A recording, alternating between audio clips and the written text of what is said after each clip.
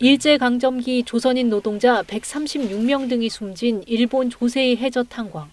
여기서 사람뼈가 발견됐지만 일본 정부가 신원 확인에 대해 소극적 입장을 보였습니다.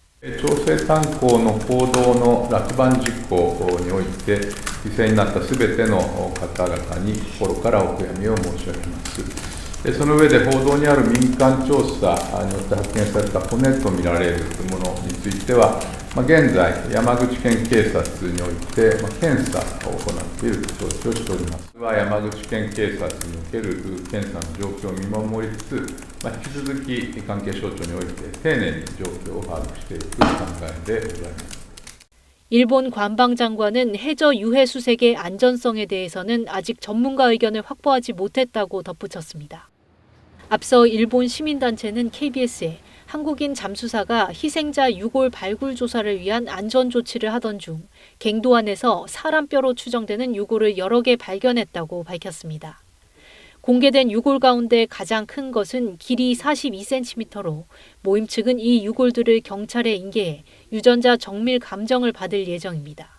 ご遺体があったということはもう間違いないということですね。はい。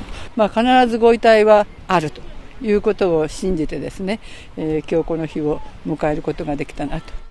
조세이 탄광 수몰 사건은 1942년 2월 3일 일본 야마구치현 우베시에 있는 해저 탄광에 바닷물이 들어와 가혹한 노동에 시달리던 조선인 136명과 일본인 47명 등 모두 183명이 숨진 비극적 참사입니다.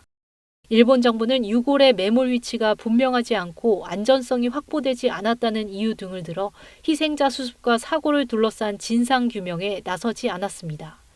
그러자 일본 시민단체가 지난 10월 해안가에 묻혔던 갱도 입구를 82년 만에 찾아내 한국인 잠수사들과 함께 유해 발굴 작업을 벌여왔습니다.